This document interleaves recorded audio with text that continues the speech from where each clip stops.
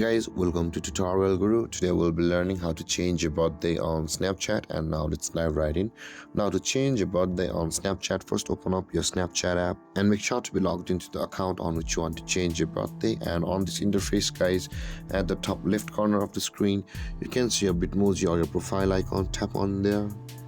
And on this interface, again at the top right corner of the screen, you can see the settings icon over there. Tap on settings, scroll down over here, guys, and on this interface, guys, over here you can see your birthday just below your username.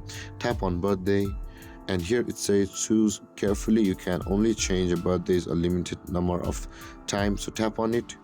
Tap on the birthday you want to change, tap on continue, and it says I'm 28 years old, my birthday is this, and tap on OK, guys, and after that your birthday will be changed on Snapchat.